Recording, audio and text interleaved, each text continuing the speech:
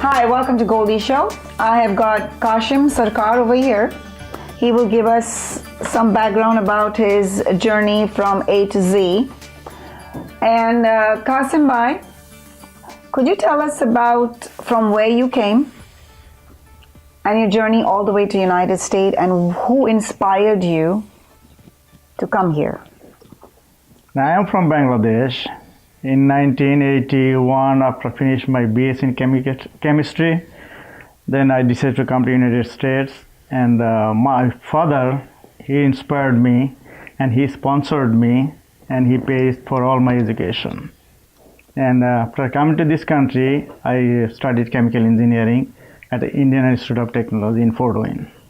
Now, when you started over there at the college and all, of course, financial thing comes into place. Did you have money here, or did your father, like you said, sponsored you? Yeah. Now, when you came here, what was your reaction? I mean, what was your feelings? Well, it's a totally different country, different culture. And when I come into this country, I have to do everything for myself, from cooking to cleaning. And that was very troublesome for me. So I called my father, I'm coming back. Oh. Okay. Was he happy? No, he is not happy. Then within a few days, I see my bank account a little bigger. Oh, money. Money. Money did talk, huh? After he sent a few grand to my account, then he told me, no, you finish your degree, then come home. That changed your mind? Well, she's paying for it, and he doesn't want me to come home without my degree. So I decided to stay and finish your my studies. degree, right. Now, while you were in the college, and your educational background is basically, what was it, like chemical engineer, or what type of? I studied the chemical engineering here. Okay. And while you were studying, did you think about getting a job, and did you finish your education? Yeah, in 1985 I finished my degree, and during the college years I worked some part-time jobs. Did you? To get some experience and the knowledge what is going on. And while you finished studying, or after you finished studying, did you marry right away, or did you go back home, or? No, I finished my degree in 1985, and I got married in 1983. And after I come back here at college, I met my wife at college. Oh, I see. So we got married in 1983. Wow, fantastic. And you married her, and was she from your home country, or was she from here, or? No, she is from Hicksville, Ohio. Oh. We used to go to college together. We met at college. Oh, okay. Now, can you tell us something about your family? You said you got married. Did you start a family right away, or, I finished my degree in 1985, May, and we got a baby daughter in 1985, June.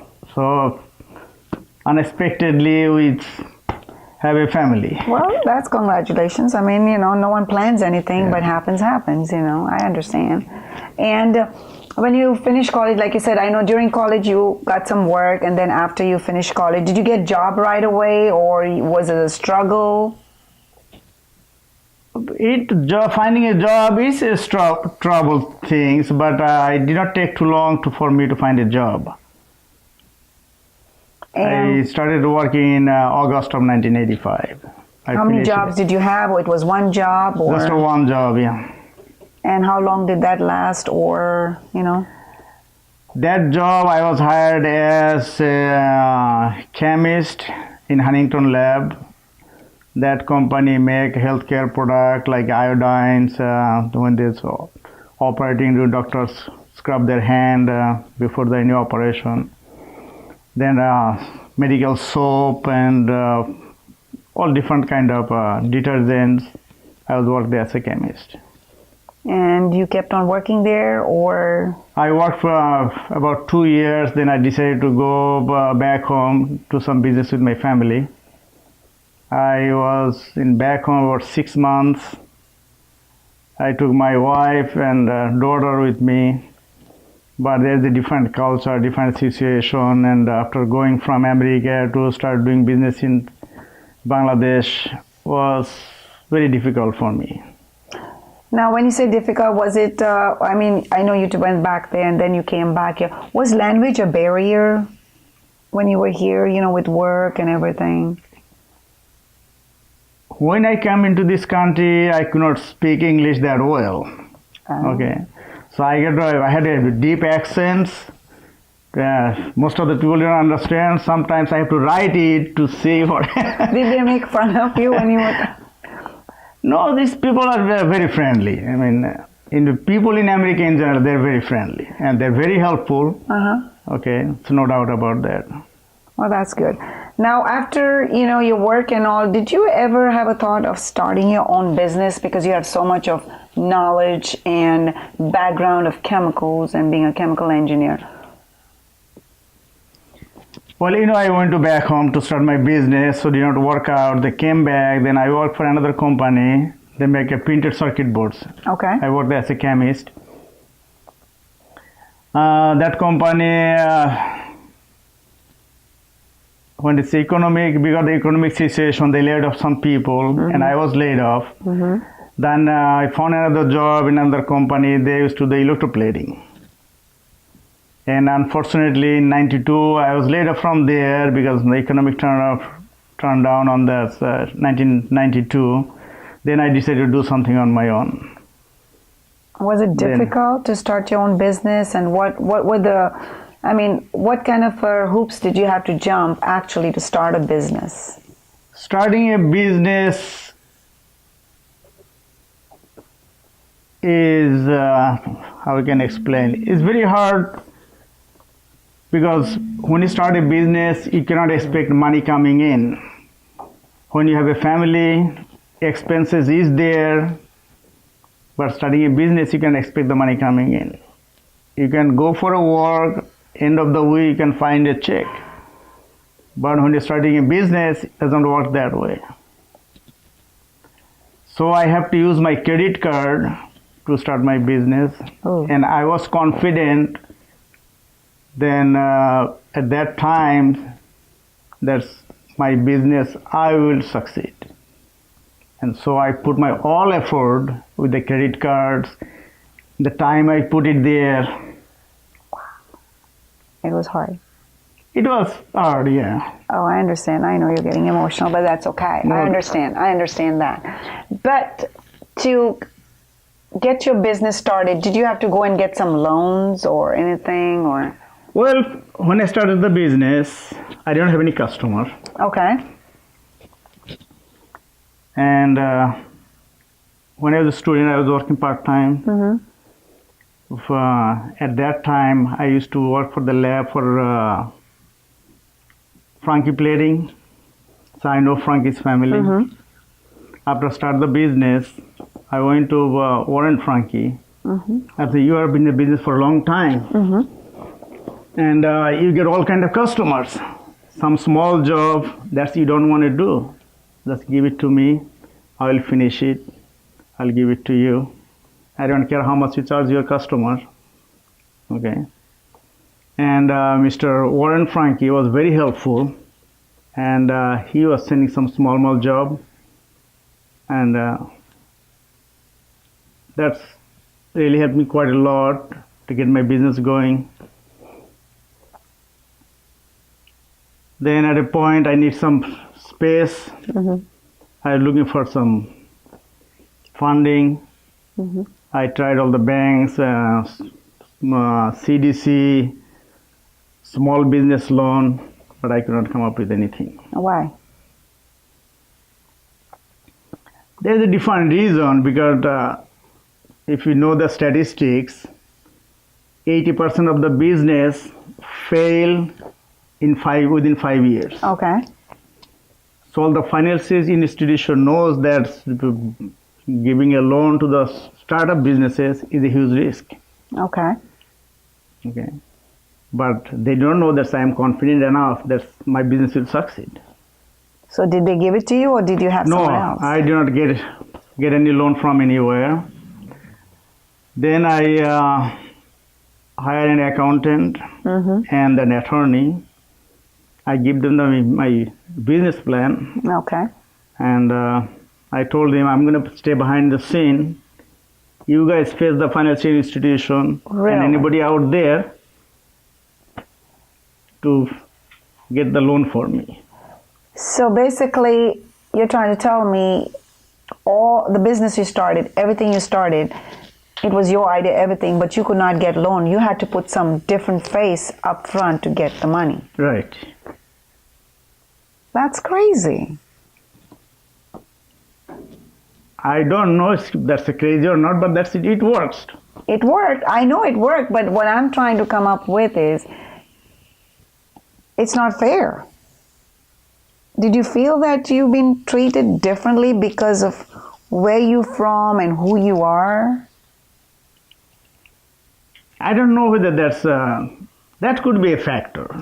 That could be a factor. That could be a factor. I understand. I mean, I'm with you. Trust me. I know. You had to put someone up front to get the loan for your business. Right.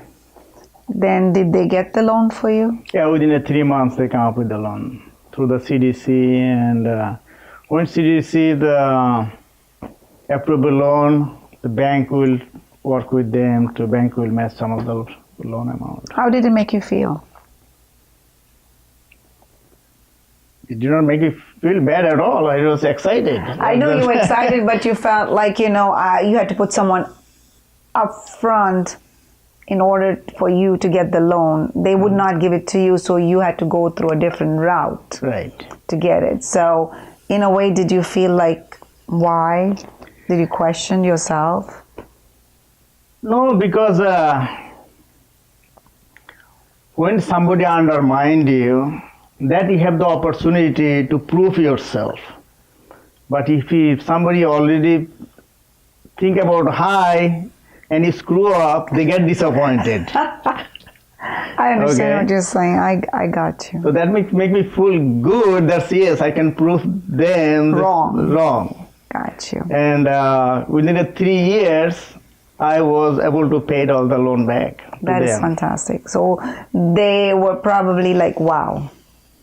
Yeah, I mean, think about this way. When my startup business, nobody want to give me the money. Within 3 years, when I pay that loan off, then different bank officer coming and knocking to my door, so that I need any help, I need any loan, and this, that. Wow. What a turnaround. Yep. So you got your business started and your business was going good, and the guy who helped you give, other customers to you. How did your family cope with all this, financial? Was it tough? It was tough. Yes, it was tough. And when I started the business, that I said, when I start the business, money doesn't come in. You have to put money in, and hoping that this money will start coming in. And during that time, it was very tough. Yeah. Now, in this business of yours that you started up, when you hire people, what do you look for in a person? Like, no matter who they are, what they are, or do you look for something in a person when they come to get a job from you? I mean, when a company like to hire somebody, they always look for somebody experienced, so they can come and start the job right away. But I look for the same way. But if somebody comes and really need a job, okay, and at that time, I just give them the opportunity, so how much they can do. I'll train them, I'll teach them. And if they really do the job, that makes me feel good that I was able to help somebody when they needed help. Now, with your business, I know there are a lot of challenges is up and down, and you are a very successful businessman. You being the CEO, the president, and the owner of this, business, what is your message out to the individual who want to actually start their own business?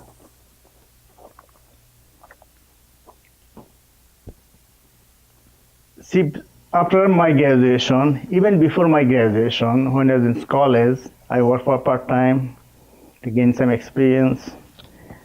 After my college years, I worked for few industries. Mm-hmm. And when in 1992, when I was laid off, and through my academic background and the personal work experience, Mm-hmm. I was confident that if I start a business, I will be successful. Okay. Money was a big factor, okay, to start a business. But then I said I use my credit card to start it. So to start a business, you need the money, but you need to run the business. You have to have the knowledge of any field you want to start a business. You have to have a passion too, I bet. You have to have a passion. You of have course. to have a passion. Without passion, you have can't to have a passion. A dedication. To start a business, oh yeah, dedication. When I started the business, I do not look at the clock what time it is. Okay, I get up 5 o'clock every morning, and still now, I have over 30 employees. I get up 5 o'clock every morning. And sometimes I used to come home in the midnight, take a nap, that's short sleep, get up in the morning and go. I don't do that, but I still come home 8, 9 o'clock every day. Wow. And get up 5 o'clock in the morning. So you have to have a patience and you have to put your time into it. I agree with you. I sure do. You have to put your time into it. Yes, definitely. And Yeah. if you have a patience, Yeah. you're not going to feel burnout. And if you force yourself to do something, then you get burned up. As a CEO, as the owner, founder, president of your own company, and as a businessman, what is your message out to other people out there who want to start their own business? In every business, there's so much to learn. And if anybody want to start a business, he or she should work on that field for a period of time to gain some experience how this business operating, how to deal with the employees, how to deal with the financial situation. And if you feel comfortable, then go and start the business. So you have to have passion, You have to have a passion. dedication, Dedication, of course. You have and to challenges that you have to face. Yeah, challenges you I have to bet face. You have to put your time into it. Okay. Let's say when I started the business, I did not look at the clock what time it is. I just look around what I have to do to satisfy my customers. To me, definition of a business is nothing but just satisfy your customer. Of course. Meet the demands of the customers. So what I have to do, how to deal with the employees, okay. But You have to put your time into it. but the employees are the one who make you or break you, right? Employees are the tools. Of success. Employees are the tools. I see. To be a successful, you have to have the tools. That's right. They are the tools, but you have to operate them. That's a good way of putting it. I never thought about it. Let me ask you another specific question. I know, now your kids are grown and they are successful, and I know you've given them good advice in life. But what is your message or advice for individuals living back home in Bangladesh? What would you tell them? Well, let me go to the previous questions. Okay. When I say employees are the tools, I don't mean that they are just objects, okay? because as a owner, you have to give them the supplies and materials, okay, so they can do their jobs. Okay, so as a owner, you have to provide them all these necessary things so they can do it. I do not, by saying them they're the tool doesn't mean that there's material objects. Okay, so I just want to make sure that clear. That clear. Okay, that's good. Yeah. And back home, Bangladesh is a poor country. There's so many people unemployed, so many people uneducated. I just send the message to them. They try to get the education. And just put your hard work to anything you want to do. It looks like every time you talk about Bangladesh and people back home, it looks like, you almost tear up. You get very emotional.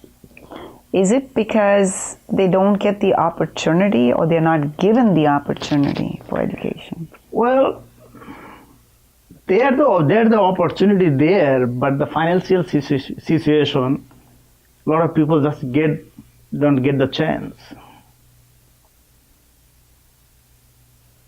Wow. And also political situation playing a big factor.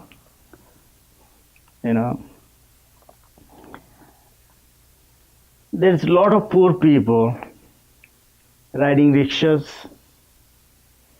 They could be doctors, engineer, professional in their life if they are given the opportunities. Okay. Wow. That's the financial thing, because they cannot make their end meet every day, starving. Okay. No roof on their head.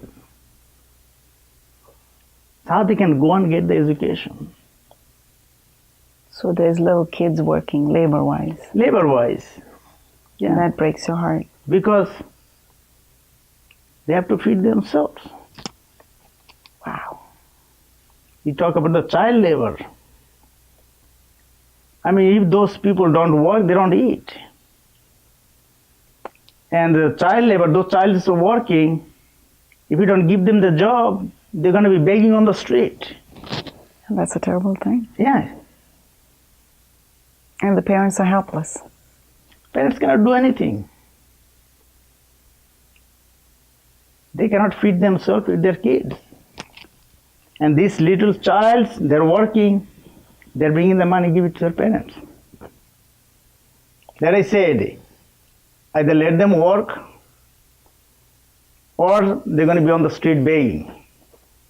Or doing something worse. Something worse. So I bet it breaks your heart. Now, I know you sometimes do send money back home so, they can be helped and things like that. And that's great of you. That's fantastic. And not only as a businessman, like I said, you've created jobs over here, but you tend to help sometimes your people in Bangladesh, also kids, and you provide them that. And hopefully, we can do more to help the kids overseas, especially with educations in Bangladesh and sanitation, which is hard.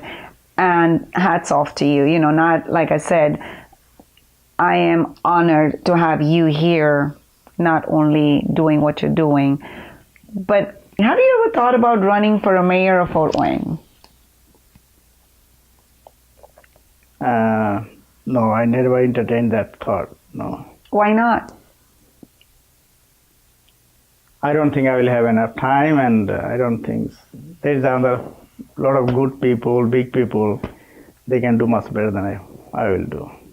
How do you know? Because I don't have time.